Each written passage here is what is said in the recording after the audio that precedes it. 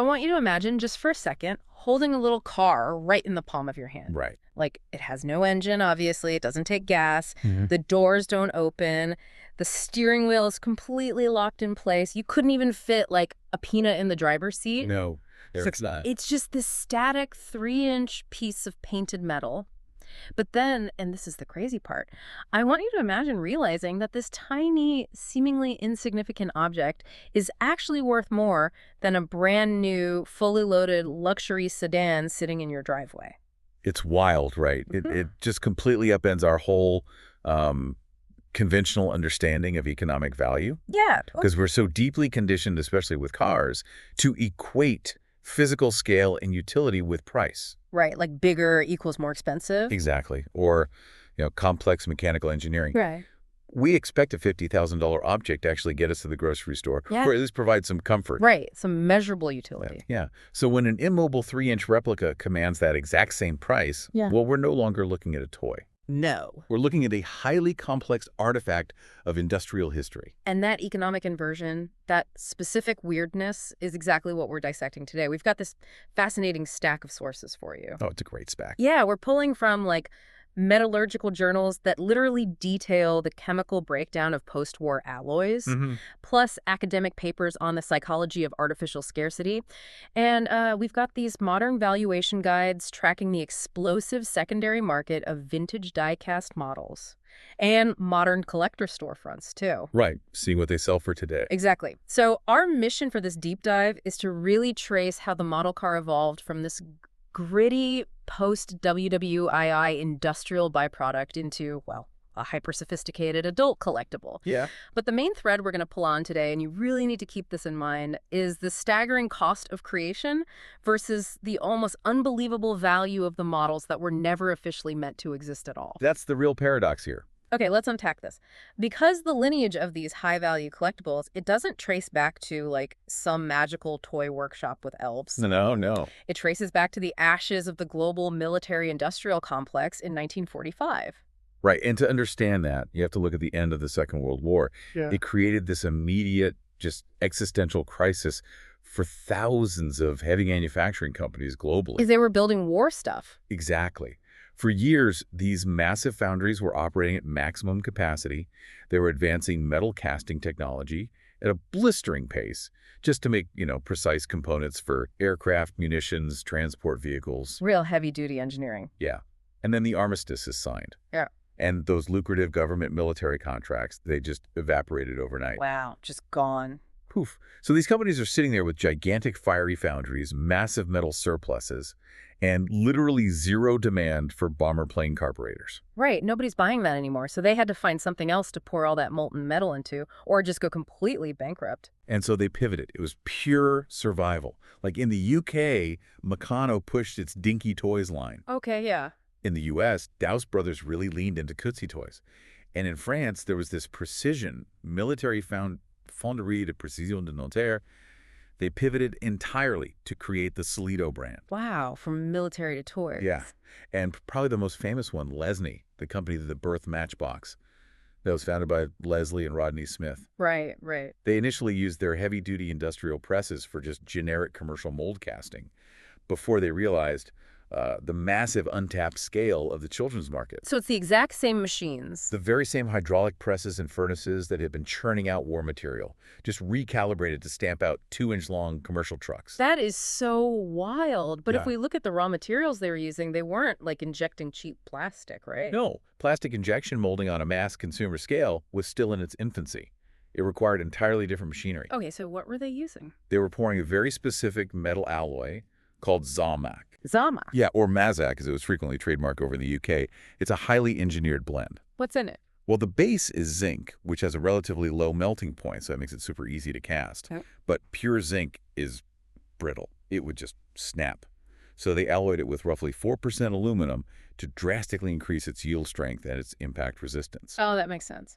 Then they added a small amount of copper to increase overall hardness and a trace amount of magnesium. What does the magnesium do? The magnesium is crucial, actually. Right. It helps counteract microscopic impurities in the zinc. When you mix this formula under strict metallurgical controls, Zamak is brilliant. Really? Oh yeah. It flows like water into these microscopic mold crevices. It captures incredibly fine details, and it cools into a highly durable solid. But the sources, and this is where it gets kind of dark, they highlight a really catastrophic issue in the early days of this transition. Oh, yes. They describe this phenomenon called zinc pest. And the way it's described, I mean, it sounds less like a manufacturing defect and more like a sci-fi terminal disease for metal. It really does. What is actually happening at a chemical level when a model gets zinc pest? So zinc pest is a fascinating example of intergranular corrosion. Enter what? Intergranular corrosion. Basically, in the immediate post-war period, Europe was dealing with severe austerity, right? Yeah, everything was rationed. Exactly. So high-purity raw materials were scarce. These foundries often had to rely on recycled scrap metal. Uh-oh. I see where this is going. Yeah. If that scrap contained even trace amounts of impurities, specifically we're talking about lead, tin, or cadmium, it compromised the entire batch. Just a tiny bit ruins it. Completely. The zinc alloy forms a very specific crystal lattice structure when it cools. Lead impurities do not bond properly within that lattice. Okay. Instead, they migrate to the boundaries between the zinc crystals.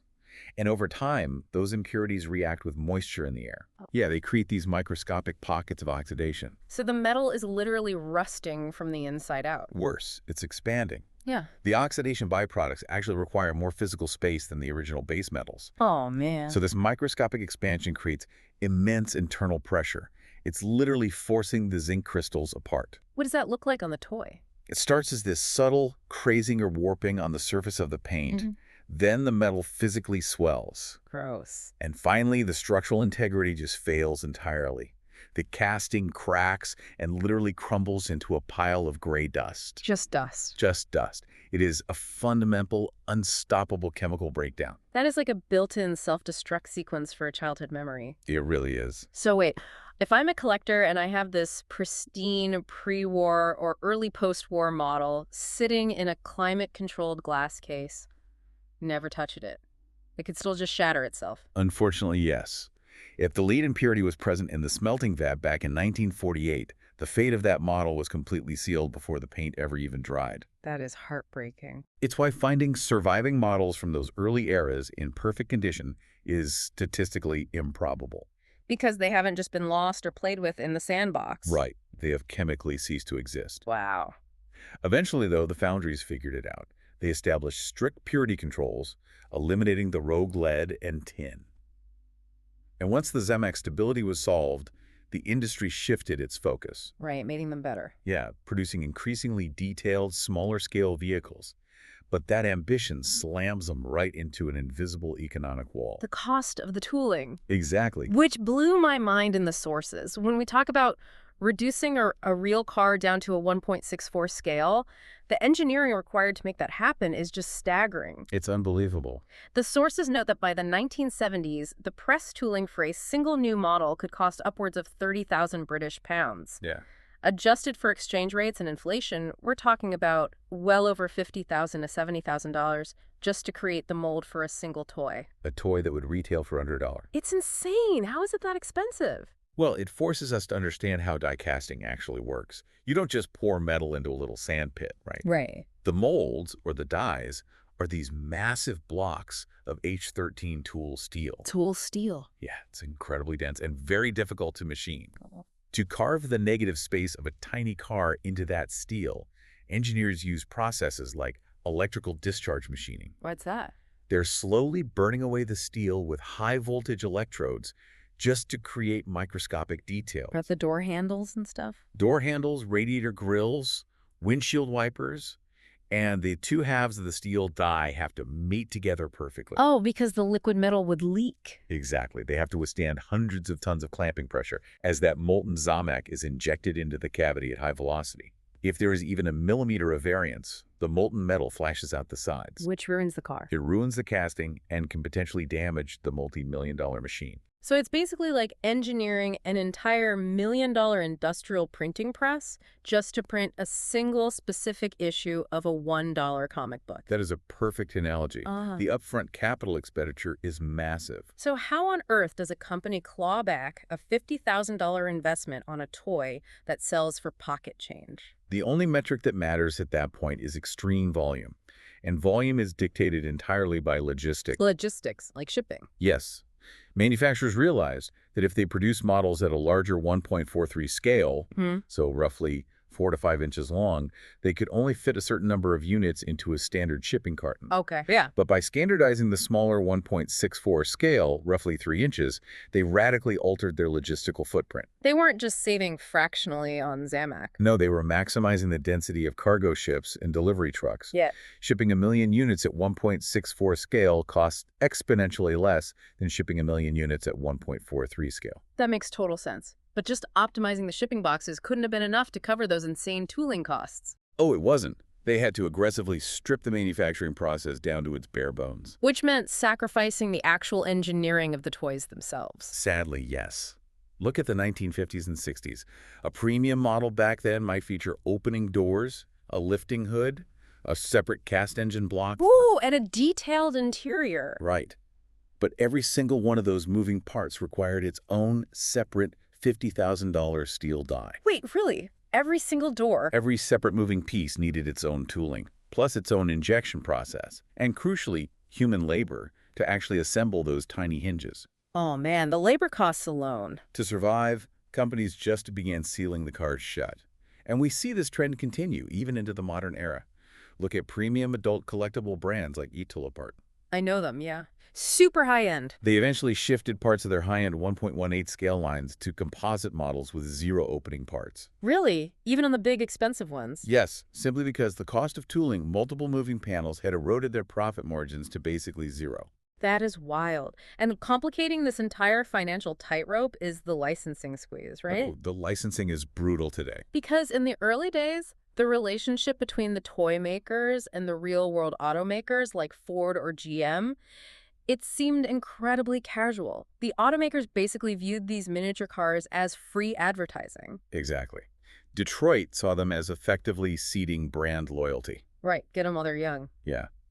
If a child spends hundreds of hours staring at a Chevrolet badge on a dinky toy, the psychological groundwork is laid for their first real car purchase 2 decades later. That's pretty smart. Detroit didn't charge licensing fees for this back then. They welcomed the reproduction of their intellectual property. But the landscape shifted dramatically, right? When the secondary collector market exploded and the automakers realized, hey, we're leaving millions of dollars of IP revenue on the table here. That was the turning point. Today, securing the rights to replicate a real car is a massive barrier to entry. The sources highlight the downfall of Burago as a prime example of this, which is tragic. It really is.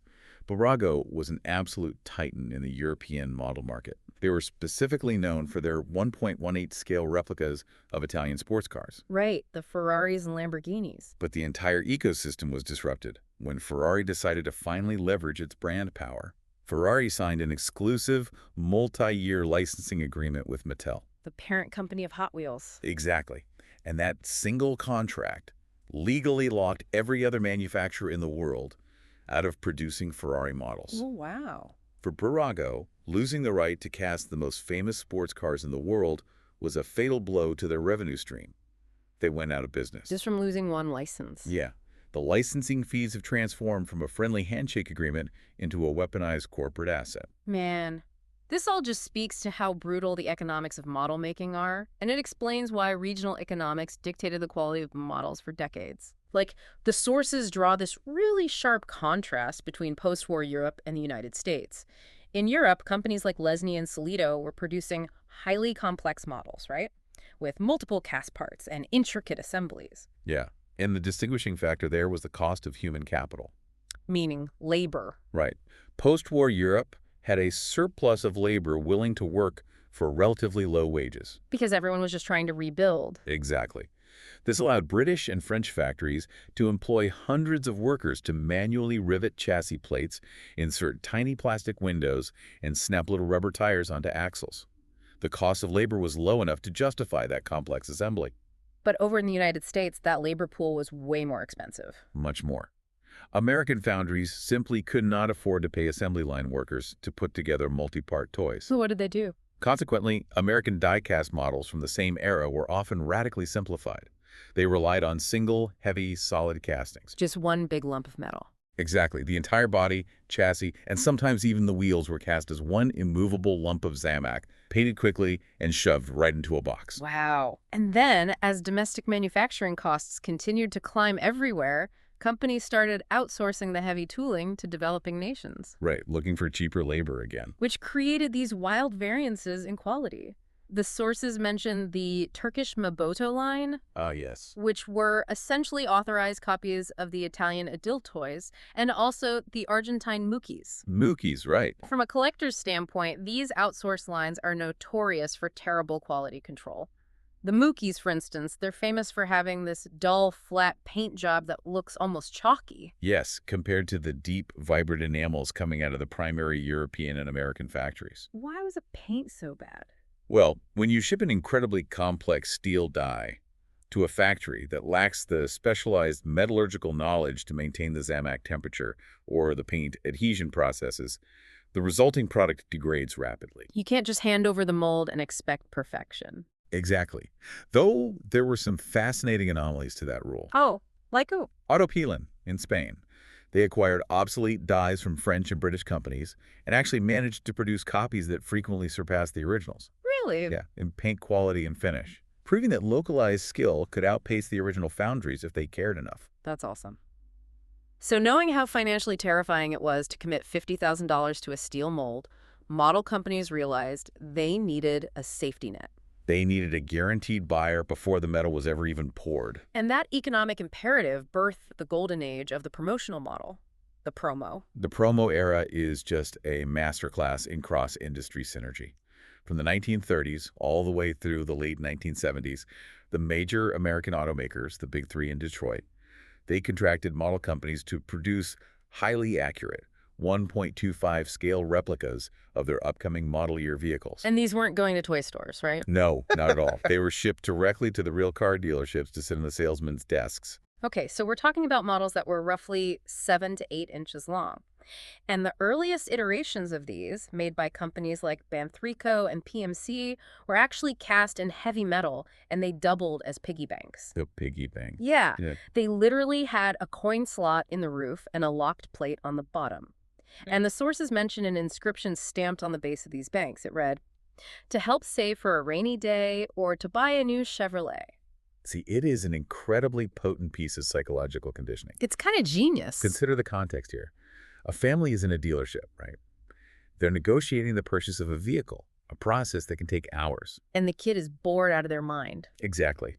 So the salesman hands the child this heavy, meticulously detailed replica of the exact car sitting on the showroom floor. Oh! By integrating a coin bank, the automaker is providing a physical vessel for the child's nascent understanding of wealth, shaped identically to the corporation's product. They are literally linking the act of saving money directly to the acquisition of a specific brand of automobile. They're conditioning the next generation of consumers before they even have a driver's license. But as the 1950s rolled around, these promos transitioned from the heavy cast metal banks to highly detailed plastic models. And the demands from Detroit were apparently uncompromising. Oh, they treated companies like Johan, AMT, and MPC as extensions of their own design bureaus. No room for error. None. Yeah. The plastic promos had to utilize the exact factory-matched automotive paint codes. Oh, wow. If a customer ordered a 1963 Pontiac Bonneville in Silvermink, they expected the model on the salesman's desk to reflect that specific hue flawlessly. That's a lot of pressure for a piece of plastic. And the model makers had to accurately replicate complex dashboard layouts, specific seat upholstery patterns, precise exterior badging. The promo was essentially a three-dimensional brochure. But the model companies are still sitting on the massive cost of carving those steel injection molds for the plastic. Right. The dealership contracts paid the bills, sure, but the profit margins were still super tight. So to maximize the return on that tooling investment, they introduced the 3-in-1 kit. The 3-in-1 kits changed everything for hobbyists. Once the promotional models were shipped to the dealerships for the new model year, The model companies retained ownership of the steel dies. Okay, so they own the molds. Yes. So they would take those exact same molds, inject them with cheaper, unpainted styrene plastic, and package them as unassembled kits for the general public. Brilliant. But to make a standard, boring family sedan appealing to a teenage hobbyist, they marketed them as 3-in-1 kits. Meaning you could build it 3 ways. Exactly.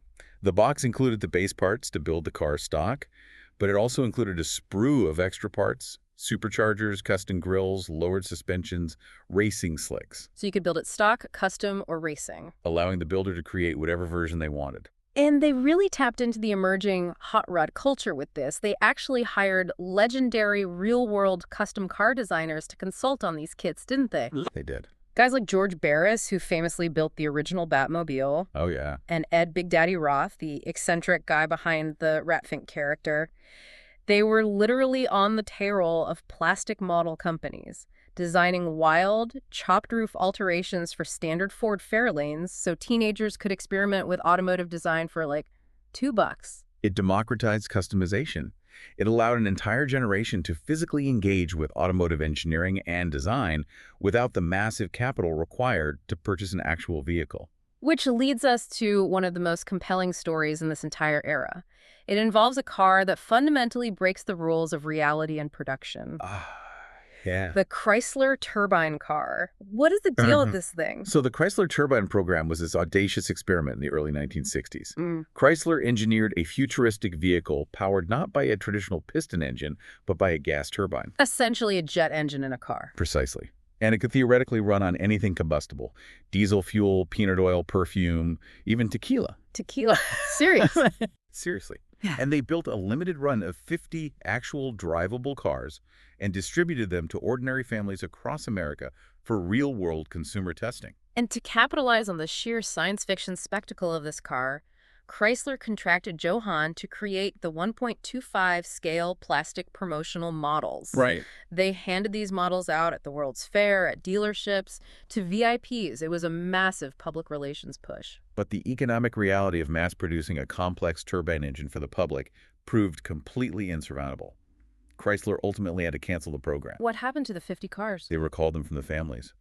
And to avoid paying import duties on the Italian-built bodies, they systematically crushed almost all of them in a scrapyard. That is tragic. The car was never officially marketed. It was never sold to the public. So you have this widespread distribution of a highly detailed, officially licensed Johann scale model. It's like buying the soundtrack to a movie that never actually got released in theaters. You have the merch, but the product doesn't exist. The plastic models survived, but the reality they represent was erased. It transforms the model from a promotional tool into an artifact of an alternate timeline. The Johann turbine model is a physical manifestation of unmarketed reality. That's a great way to put it. It represents the height of mid-century corporate optimism, frozen in plastic, pointing toward a future that was abruptly canceled. Man.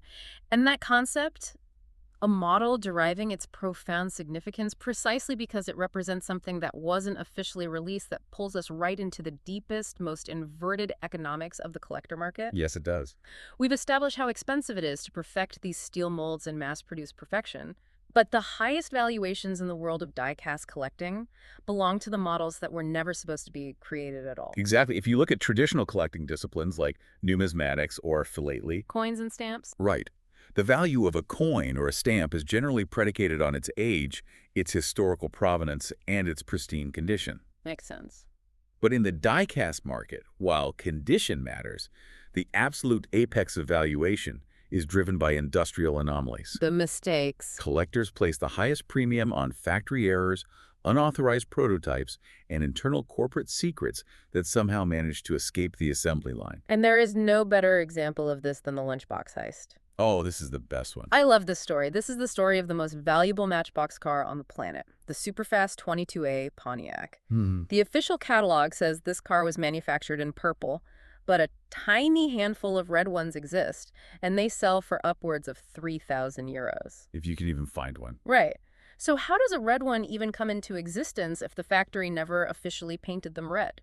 Well, to understand the mechanics of this anomaly, you have to look at the massive industrial disruption happening at the Lesney factory in 1969. Okay, paint the picture.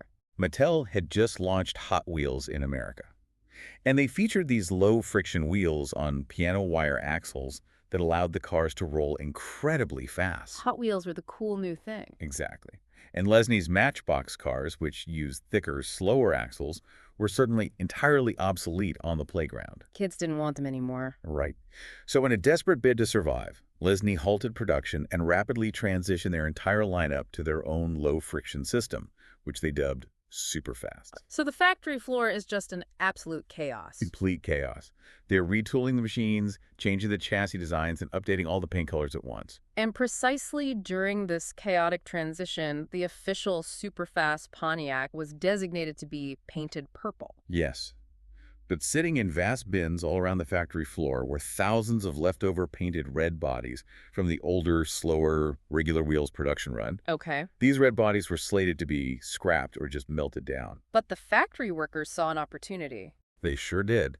Without any management authorization, assembly line workers quietly took those leftover red bodies, hand-riveted them onto the new Superfast wheel chassis, and slipped them into their metal lunch boxes to smuggle out of the factory at the end of their shift. Just sneaking them right out the door. They likely just wanted to bring a free toy home to their kids. These cars were never cataloged. They were never put into retail blister packs. They were never shipped to stores. No. They are the literal product of blue-collar workers committing petty theft with scrap metal. Exactly. And because of that exact unsanctioned history, collectors will pay thousands of euros for one today. Because the collectors are not evaluating the intrinsic value of the zinc and paint. Right. They are purchasing a verified industrial secret. They are buying a physical manifestation of human rebellion against a rigidly controlled, automated assembly line. That's so profound. The unrecorded nature of his creation is exactly what generates its immense economic value. Wow. And we see this exact same phenomenon driven by legal errors over at Hot Wheels, too. Look at the 1969 Mad Maverick base. A classic mistake. So Mattel designed a car and intended to release it under the name Mad Maverick. They finalized the design, they cut the steel tooling, and they began stamping the metal bases with the name. But they completely failed to secure the intellectual property rights. Just as production was ramping up, Mattel's legal department realized their fiercest competitor, Johnny Lightning, already owned the trademark for the name Mad Maverick. Catastrophic oversight. So Mattel slams the brakes on the assembly line. They order the steel tooling to be remilled, changing the name to the Mighty Maverick. Right. But a tiny fraction of the bases that had already been stamped with the illegal Mad Maverick name managed to get riveted to cars and shipped out in retail packaging before the recall is issued. And that tiny fraction is what everyone wants. If you find a Mighty Maverick today, turn it over and see the words Mad Maverick stamped into the Zamac chassis. You're holding a $15,000 piece of metal. $15,000. Because it is the economics of the anomaly. The value is derived entirely from the corporation's failure to maintain perfection. It's so ironic. And we see this replicated with internal design prototypes as well. The sources highlight the 1968 enamel white custom Camaro. Oh, tell me about that one. In the design phase, modelers would often paint early castings in a flat enamel white. This provided a neutral three-dimensional canvas. Right. Just to see the shape. Yeah, allowing designers to visualize the body lines clearly before deciding on the final, vibrant retail colors. So it was just an internal tool, a muse for the designers. It was never meant to see the inside of a toy store. Exactly.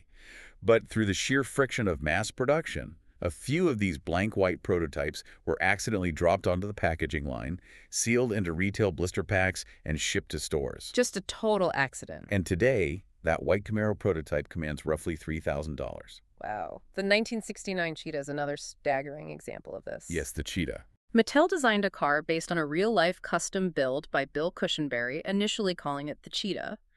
The executives mandated a name change to the Python prior to mass production. But again, some slipped out. A tiny cluster of red prototypes bearing the Cheetah name slipped past quality control. Those red Cheetahs are now valued at $6,000. It's incredible. It creates this baffling paradox when you step back and look at the corporate machinery. Patel and Lesney spent millions of dollars on high-voltage electrical discharge machining, trying to guarantee absolute identical perfection across millions of units. They engineered their entire logistics network to ensure that car number 1,000,000 looked exactly like car number 1. And yet, a wealthy adult collector will gladly bypass the million perfect cars and pay $15,000 for the one unit where the legal department failed, or where a factory worker named Nigel decided to stuff some scrap metal into his lunchbox. It's a really profound commentary on mass production. Perfection, when heavily industrialized, becomes infinitely replicable and therefore common. Right, nobody cares about common. But a genuine documented mechanical or administrative failure within a major corporation in the late 1960s. That is an unrepeatable event. It is a singular moment in time captured in zinc and plastic. So, if an accidental anomaly commands that kind of premium, what happens when a corporation intentionally utilizes those multi-million-dollar assembly lines to produce something strictly for internal use? Something designed not to be a toy, but a prop. Right. That brings us to the absolute pinnacle of secondary market valuation. If the lunchbox matchbox is the holy grail of blue-collar rebellion, the 1968 Overchrome Camaro is the zenith of corporate advertising excess. The Overchrome. This specific Hot Wheels casting is currently evaluated at an astonishing $25,000. $25,000. It doesn't have an engine. It's 3 inches long. Why? What mechanically justifies a price tag equal to a real automobile? The justification lies entirely in its chemical finish and its intended, highly exclusive purpose. This vehicle features an antifreeze Overchrome finish. What does that even mean? To achieve this, the base Sumac casting isn't just painted. It goes through a vacuum metallization process. Whoa. Yeah, a microscopic layer of aluminum is vaporized in a vacuum chamber and deposited onto the car, giving it a flawless, mirror-like chrome finish. Okay, so it's shiny. Extremely shiny. And over that chrome, they apply a translucent, tinted clear coat in this case, a bright, neon yellowish green known as antifreeze. So the reflective chrome shines completely through the tinted color, making the car look incredibly luminous. Like a high-end glass Christmas ornament. Exactly. And the reason they went through this complex, expensive chemical process is that this car was never intended to be played with by a consumer. No. In 1968, television broadcast technology was still relatively primitive. Right, fuzzy color TVs. Standard enamel paint just looked dull and lifeless under the harsh, bright studio lights of commercial television production.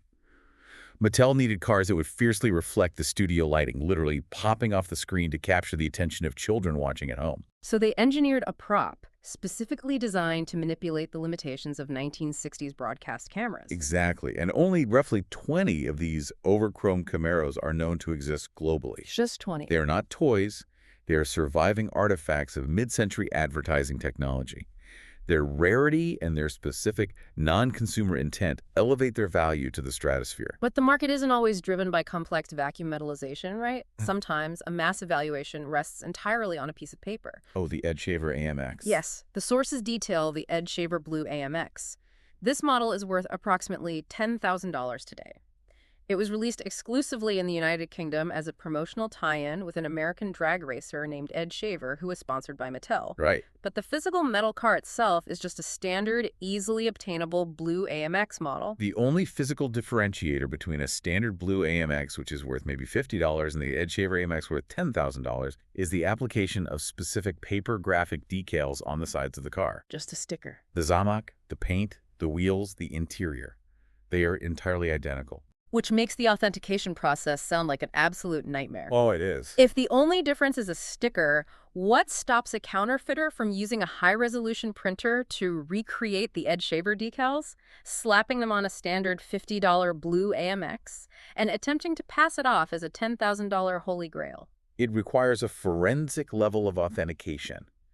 Experts have to analyze the specific halftone printing patterns of the 1970s ink. Wow, really? They check the chemical composition of the adhesive backing and the microscopic patina of the paper itself. That's intense. It perfectly mirrors the intense scrutiny of the fine art world attempting to authenticate a forged Rembrandt. The physical object is almost secondary to the provenance of the paper attached to it. Man. And then we have the valuations driven by sheer factory floor exhaustion, the end-of-run anomalies. Right. Like a 1974 Magenta Dodger is typically found with a black plastic interior, but a tiny fraction exist with a white plastic interior. Those are worth $3,000. Yep. Or the 1968 pink Beatnik Bandit worth $5,000. How do these happen? These are logistical hiccups.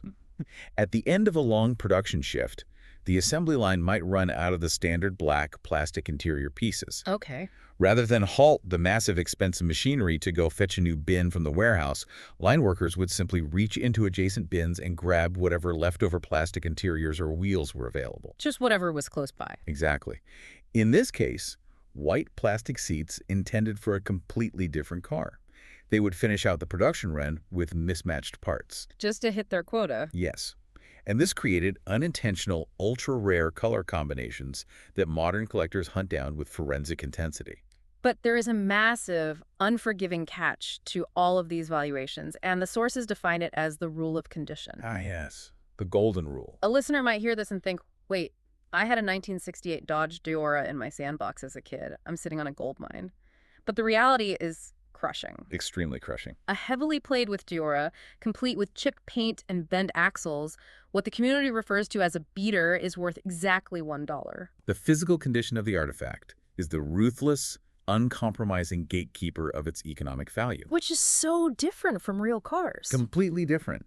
In the world of vintage real-world automobiles, restoration is expected. It's rewarded.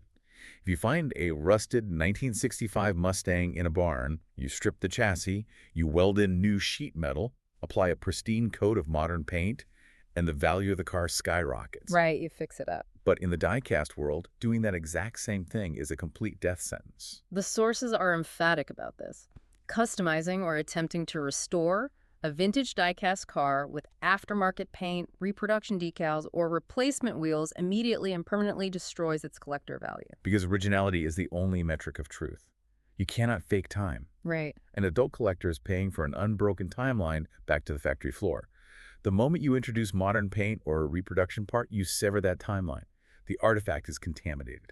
And this obsession with untainted originality reaches its most absurd logical conclusion when we look at the packaging. The packaging is fascinating. In the early days of Lesney Matchbox, the cars were sold in tiny, flimsy cardboard boxes made of cheap cardstock. Right. They were designed to be ripped open by a child and immediately thrown into the garbage. They were ephemeral by design. And preserving that specific type of cheap, high-acid cardboard over 50 years is incredibly difficult. It warps, the ink fades, the flaps tear. And because it wasn't made to last. No. Consequently, a crisp, perfectly preserved original cardboard box is frequently valued significantly higher than the pristine, mint-condition metal car that sits inside it. I want to pause and just let that sink in for everyone listening. Imagine attending a high-end art auction. You bid millions of dollars for a classic Renaissance painting. Okay. You get it home, and an appraiser tells you that the canvas itself is nice, but the cheap corrugated cardboard box the gallery used to ship it to you is actually the priceless artifact. It sounds insane, but that is the inverted reality of the vintage toy market. It's wild. It forces us to confront how adult collectors interact with these objects. They are entirely divorced from the concept of play. Right, they aren't playing with them. Not at all. They are not evaluating the 3-inch car as a miniature engineering marvel or a toy. They view it as a perfectly sealed time capsule. A time capsule. In the realm of historical artifacts, mint condition packaging is sacred because it provides absolute, undeniable proof of untainted survival. The cardboard box verifies that the object inside has remained completely insulated from the passage of time. So when the manufacturers companies like Mattel and the successors to Lesney finally looked at the secondary market and realized that adults were paying $10,000 for a blue AMX with a paper sticker, they had a massive corporate epiphany, didn't they? Oh, absolutely. They realized they were surrendering millions of dollars in revenue to the secondary market. Exactly. Why allow private collectors to profit off of 50-year-old factory errors when the corporation can simply manufacture scarcity itself? Right. Cut out the middleman. This realization triggered a seismic shift in the industry, effectively ending the pure toy era for high-end collectors and birthing what we can call the modern adult empire. A completely different beast. The major brands pivoted. They stopped focusing exclusively on toys designed to survive a trip through the sandbox and began engineering hyper-expensive, incredibly fragile luxury statues explicitly designed for adults to lock behind glass display cases. And this transition is formally recognized by historians within the hobby. Is it really? Yes. The establishment of the Diecast Hall of Fame in 2009 largely served to honor the individuals and brands that elevated the medium from a child's plaything into a recognized field of adult collecting. Oh, wow. We saw the emergence of companies explicitly targeting disposable adult income. Like in the 80s and 90s, pioneers like Franklin Mint and Danbury Mint bypassed the toy aisle entirely. They were selling highly detailed models directly to adults via high-end mail-order catalogs. Right. But the evolution didn't stop there. Today, the market is dominated by ultra-premium brands like LookSmart, BBR, and PGM, which cater to demographics with massive automotive budgets. And to justify those massive budgets, the manufacturing processes had to evolve far beyond the standard Zamac injection molding. They had to step up their game. Starting in the late 1990s, we saw the proliferation of what are known as short-run multimedia kits. Multimedia kits. Yeah. Companies like Tamio and Model Factory Hero abandoned the constraints of mass-market tooling entirely. Instead, they began issuing strictly limited edition kits utilizing highly specialized materials. So they aren't pouring cheap zinc anymore. No, not at all. They utilize cast polyurethane resin for the bodies, which captures sharper lines than metal ever could. Oh, okay. They cast complex engine blocks in white metal. They use CNC machined aluminum for the wheel rims, turning them on miniature lathes. That is so extra. And most impressively, they utilize photo-etched metal detailing. What is that? It's a process where they use photographic masks and acid to dissolve thin sheets of brass or steel. Whoa. It creates incredibly intricate, scale-accurate details like wire wheels, radiator meshes, and windshield wipers that are literally as thin as a human hair. That's not a toy anymore. The visual context we have from the modern collector storefront sites like Toy Marche and Drool Over Diecast over in India is staggering. It's unbelievable what they're making now. We are looking at 1.64 scale models, again, a footprint no larger than your index finger, that replicate modern hypercars like the Koenigsegg Jesko Absolute with terrifying precision. There is a Hot Wheels exotic release featuring a pink Rolls-Royce Le Rose Noir droptail, and then there is the centerpiece, a gleaming, meticulously crafted gold Lamborghini Aventador. The gold one. It features functioning opening scissor doors that operate on perfectly scaled microscopic hinges. And on these specialty sites, a single 3-inch premium model frequently retails for up to 12,000 Indian rupees. It has become a perfect insulated mirror image of real-world luxury. Totally. To understand why an adult would allocate that level of capital for an immobile replica they cannot drive, we must examine the psychology of the collector. Yeah, let's get into that. The academic journal Source cites Russell Belk's profound psychological theory on the matter. Belk argues that collecting is the distilled essence of consumption. The distilled essence of consumption. Walk me through the mechanics of that concept. What does that mean? Belk posits that in a modern hyper-capitalist society, individuals construct and define their internal identity largely through the external objects they possess. Okay, we are what we buy. Right. But a dedicated collector amplifies this behavior to its absolute extreme. When a collector purchases a 12,000 rupee miniature gold Lamborghini, they are not buying a toy. They are not buying transportation. Right. They are purchasing an extended sense of self. They are acquiring a tangible physical connection to an abstract emotion. Like nostalgia. Perhaps a return to the safety and unburdened joy of their childhood, yes. Or, more frequently, a connection to a real-world status symbol they deeply admire, but cannot financially attain in reality. So it is a pure identity purchase. The object is just a surrogate for the lifestyle. Exactly. And according to Belk's framework, this constructed identity requires constant maintenance. You can't just stop. It demands a perpetual stream of new, limited edition nourishment to satisfy the collector's ego. This is why a collection is never truly complete. The collector must always hunt for the next rare variant, the next exclusive release, in order to keep the identity alive and validated. Man, it really recontextualizes the entire modern diecast scene. It feels completely detached from the image of a kid pushing a dinky toy across the living room rug, making engine noises. It's a different world. The modern adult collector has evolved into a museum curator. They are curating a miniature Louvre of automotive engineering right there on their bookshelves. And the parallels to macroeconomic wealth disparity are incredibly striking too. How so? Well, in the real world, tech billionaires and hedge fund managers purchase actual carbon fiber Koenigsegg's and gold-plated Lamborghinis as the ultimate projection of their status. Right, the real cars. In the insulated ecosystem of the hobby, collectors purchase exact, highly engineered miniatures of those identical status symbols. Just scale down. They display them in expensive, climate-controlled wooden dioramas, complete with scale-accurate traffic cones and 3D-printed, illuminated gas stations. The miniature world has meticulously replicated the macroeconomy's obsession with exclusive, unattainable luxury. It really is a perfect 3-inch mirror of society. We've covered an immense amount of ground today. We really have. We started in the gritty, soot-covered foundries of post-WWI Europe, where heavy manufacturing companies desperately poured Zamac alloys, battling the chemical decay of zinc pest just to avoid bankruptcy. And then into the economics of it all. Right. We unpacked the crushing economic reality of $50,000 steel molds and how that immense cost forced the shrinking of scales and the elimination of moving parts entirely. The promo era, too. We examined the psychological conditioning of dealership promotional banks and the fascinating reality of the Chrysler turbine model, the plastic ghost of a canceled future. And we tracked the profound economic inversion generated by factory errors and unauthorized creations. Oh yeah, the anomalies. The lunchbox heist, the trademark failures of the Mad Maverick, the television prop exclusivity of the overchrome Camaro. All of it culminating in the hyper-detailed, multimedia luxury miniatures that serve as psychological anchors for the modern adult collector. It's quite a journey. Which brings us to a deeply profound realization about what we as a society actually value. Think about the sheer scale of the modern industrial machine.